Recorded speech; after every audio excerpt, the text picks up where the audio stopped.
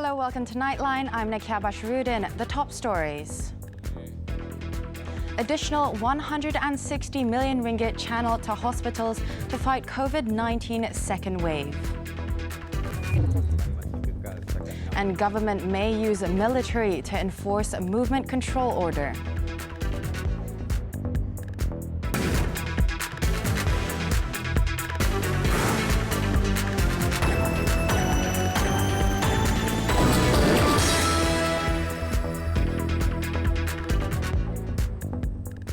Welcome. The Prime Minister announced an additional allocation of 160 million ringgit for the Health Ministry to be channeled to the 26 hospitals designated as referral hospitals nationwide to tackle the second wave of the COVID-19 pandemic. The fund will be used for the purchase of medical and non-medical assets. Dan untuk membantu Kementerian Kesihatan melaksanakan program bagi menangani COVID-19 di seluruh negara, kita telah meneruskan lebih daripada 259 juta. Untuk ini digunakan membeli ubat-ubatan, peralatan dan pelbagai-bagai yang diperlukan.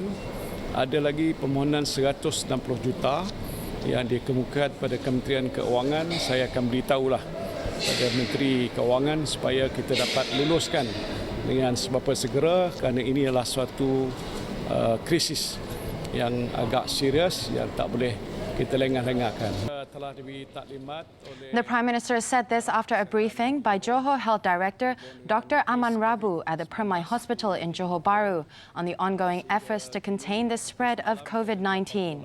Tan Sri Muhyiddin also expressed his thanks and appreciation to doctors, nurses, medical officers and all those in the Health Ministry who have worked tirelessly for the past 90 days. The movement control order, which kicked off on Wednesday due to the rapid spread of COVID-19, has shown a positive progress in breaking the chain of infection.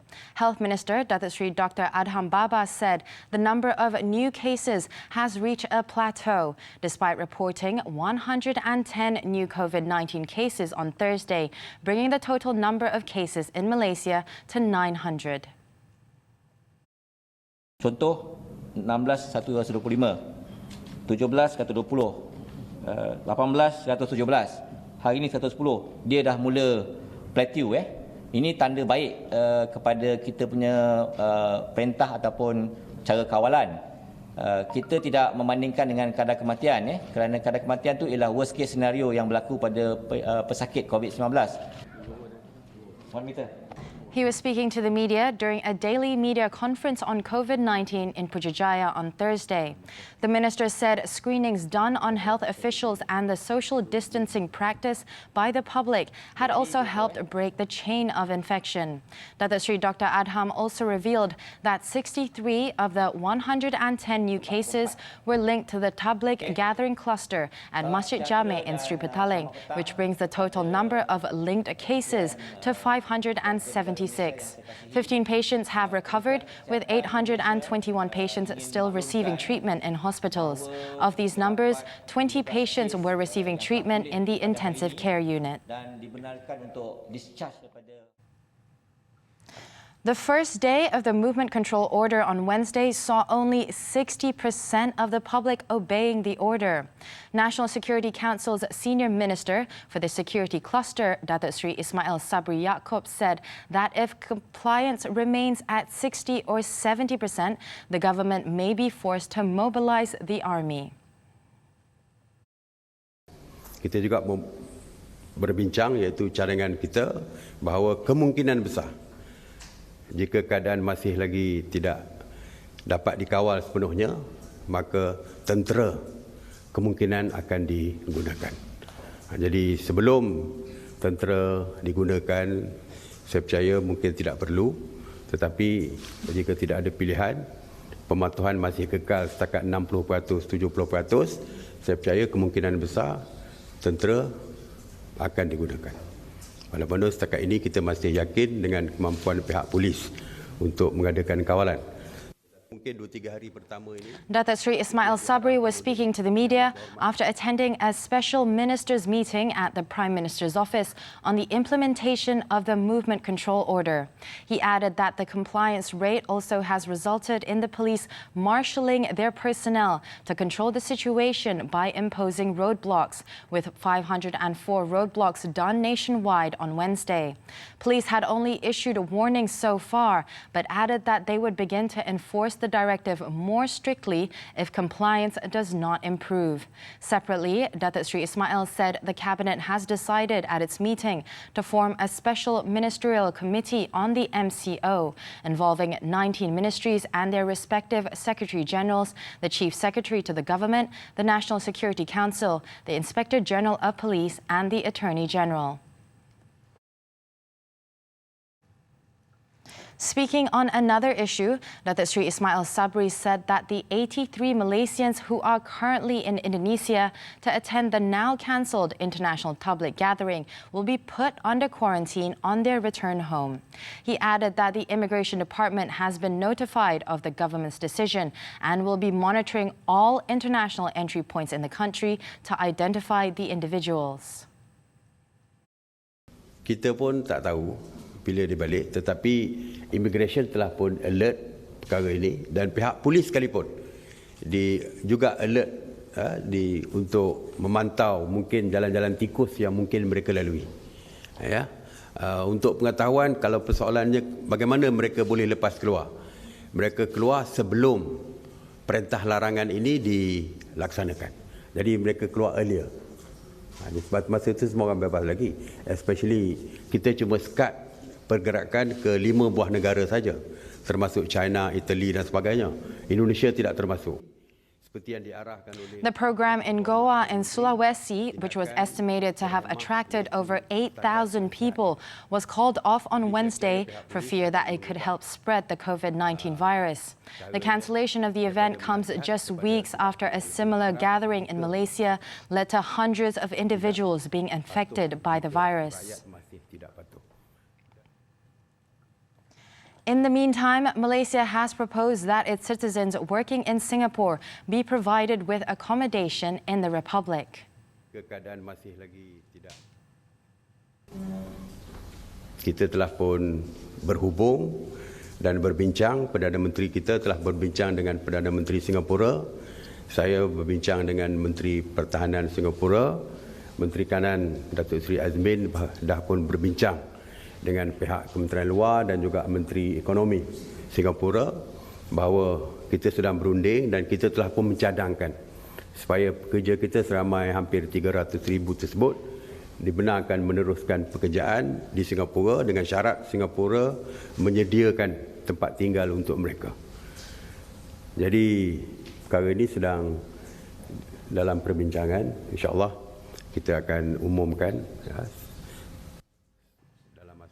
However, he added it would take several days for details to be ironed out. Malaysia has so far traced 10,650 of the attendees at the Tabligh event at Masjid Jami in Sri Petaling from February 27th to March 1st. Health Director General Datuk Dr. Nur Hisham Abdullah disclosed this in a Facebook post on Thursday, along with a breakdown of the statistics of the participants that the government has managed to trace. Out of the 4,986 samples taken from the 10,553 people checked so far, 513 of the Tabligh participants tested positive for COVID-19. 2,559 tested negative, while the test results for 1,990 samples are still pending. The 513 Tabligh participants who tested positive are spread out all over Malaysia, with Sabah having the highest number at 91, followed by Kuala Lumpur and Putrajaya, Johor, Selangor, Sarawak, Negeri Sembilan, Kedah, Pahang, Kelantan, Perak, Pulau Pinang, Melaka, Terengganu, Perlis and Labuan. It was previously reported that an estimated 16,000 individuals participated at the Tabligh event, including 14,500 Malaysians. Dr. Nur Hisham also urged other participants of the gathering to step forward to undergo health checks by the Health Ministry, underlining the severity of the situation by pointing out that one participant died on March 17th due to the COVID-19 infection. Former Prime Minister Tun Dr. Mahathir Mohamad is observing self-quarantine after coming into close contact with an MP who tested positive for COVID-19. It is believed that the 95-year-old statesman had taken a picture with Bandar Kuching MP Dr. Kelvin Yi Lee Wen, who is now under quarantine at the Sarawak General Hospital. Saya patuh. Pasal amat penting dalam menangani masalah ini kita berdisiplin. Kita sanggup dikurung di rumah selama 14 hari. Jadi kalau kita buat demikian, kuranglah kemungkinan penyakit ini merebak kepada orang lain. Ini pengalaman saya sekarang ini terkurung di rumah, tak boleh keluar. Tak boleh jumpa siapa pun, tak boleh bersalam dengan orang, macam-macam lah. Tapi alhamdulillah tak begitu berat bagi saya. He said this in a recorded message which was shared exclusively with TV3. Tun Dr. Mahathir also urged all Malaysians to go for the test if required by the authorities. Mesti berjaga-jaga. Kita mesti kawal diri kita. Kalau semasa 14 hari kita berdiam diri, kurungkan diri, tak apalah, kerana ini adalah untuk kebaikan. Ini usaha kita menunaikan ajaran agama kita, iaitu kita perlu berusaha sendiri sebelum doa-doa kita, sembahyang hajat kita dimakbulkan oleh Allah Subhanahu Wa Taala. On the movement control order, Tun Dr. Mahathir had asked Malaysians to obey the ruling and stay at home. Bukan balik ke kampung, bukan tinggal di kampung, tapi tinggal di tempat mana kita ada sekarang ni. Tak bawa balik ke kampung, kerana kalau kita balik ke kampung seolah-olah kita bercuti, mungkin kita bawa penyakit ini ke kampung. Dan di kampung kita tak jaga diri, kita bersalam-salaman, orang kampung pula akan dapat sakit ni. Oleh itu janganlah balik ke kampung. Tinggal di mana kita berada di Kuala Lumpur ini, tetapi jangan keluar dan asingkan diri daripada orang lain. Workers in the plantation and commodities sector have been exempted from the movement control order and are allowed to resume their activities. Plantation Industries and Commodities Minister Datuk Muhammad Khairuddin Aman Razali said the ministry is aware of the importance of the oil, palm and rubber industries, which contribute to the supply chain related to the provision of essential services, such as supplies of cooking oil and medical equipment like gloves and catheters. Following the exemption, activities such as harvesting and processing fresh fruit bunches by plantation companies, smallholders and palm oil millers may be continued. The exemption also includes processing of crude palm oil at the refineries for the production of cooking oils to meet local demand. Rubber tapping is also allowed to continue. However, workers will need to abide by all preventive and control measures, including ensuring social distancing and returning home straight after work.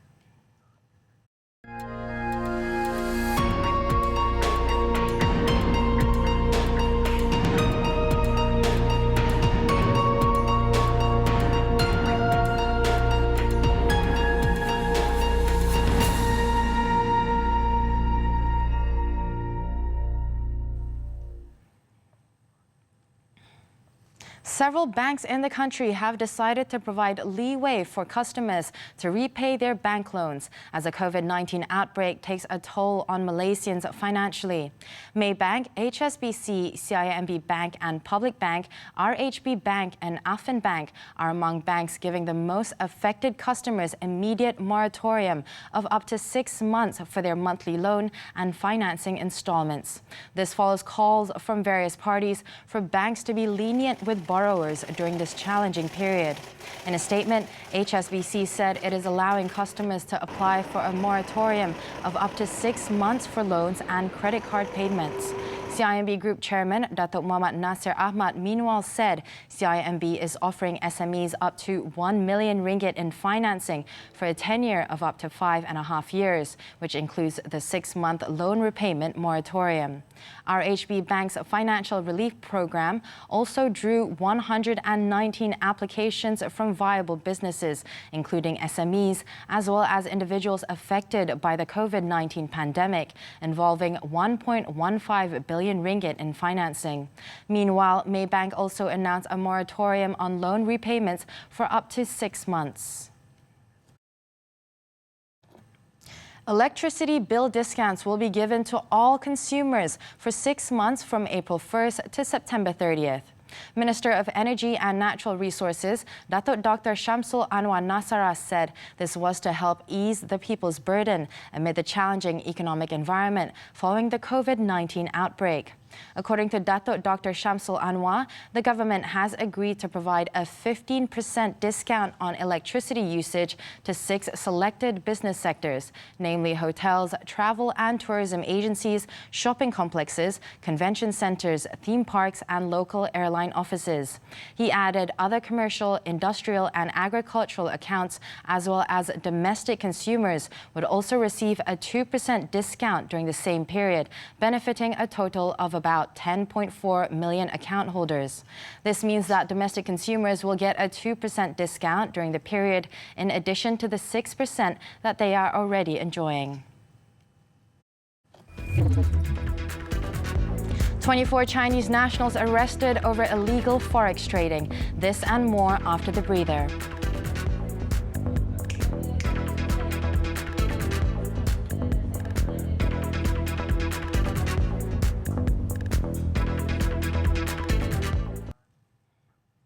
Welcome back. In Johor, police have arrested 24 Chinese nationals and a Malaysian in raids on 3 condominiums in Iskandar Puteri over alleged illegal online forex trading. Johor Police Chief Dato' Ayub Khan Maidin Piche said the 19 Chinese men and 4 women aged between 19 and 50 enticed unwary members of the public with promises of lucrative returns from their so-called investment. Pihak polis telah berjaya membuat penangkapan ke atas 24 warga negara Cina terdiri daripada 19 lelaki dan 5 perempuan yang dipercayai terlibat sebagai pemanggil dan memperdayakan mangsa untuk membuat pelaburan forex dengan menjanjikan pulangan yang lumayan dalam tempoh masa yang singkat. Dato' Ayub Khan was speaking to the media at a press conference on Thursday. Ayub Khan said the raids were conducted 2 days ago by personnel from the Johor Commercial Criminal Investigation Department and Iskandar Puteri District Police Headquarters. The police also seized 14 laptop computers, 84 mobile phones, 6 modems and 8 desktop computers in the raids. He also said that the Chinese nationals were being held in remand for 14 days from Wednesday and the Malaysian for 3 days. Over in Pulau Pinang, an e-hailing driver rammed into a police roadblock set up to monitor the movement control order on the Tun Dr. Lim Chong Yu Expressway in Georgetown on Thursday morning. Fortunately, no one was hurt in the accident. Georgetown District Police Chief Assistant Commissioner Sofian Santong said the 46-year-old driver was on his way from Butterworth to Bayan Lepas to pick up a passenger when the accident occurred at 8 a.m.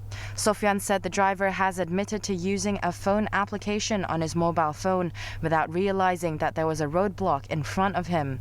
He added only some equipment, such as traffic cones and beacons, were damaged in the incident. The man had been tested negative for alcohol and drugs and is being investigated for reckless driving.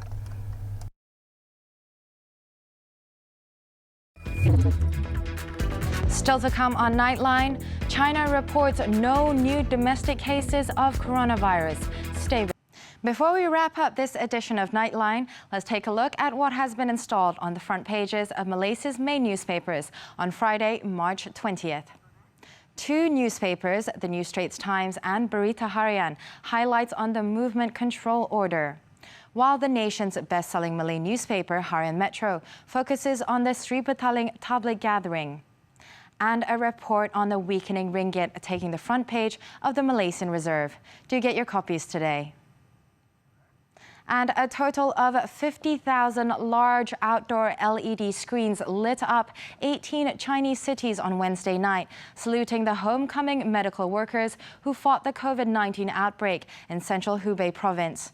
Images of 132 frontline medical workers from various parts of China to assist Hubei in fighting the epidemic, together with slogans reading "Thank you" and "Welcome home," were displayed on screens at landmark buildings. Let's take a look as we wrap up Nightline this time around.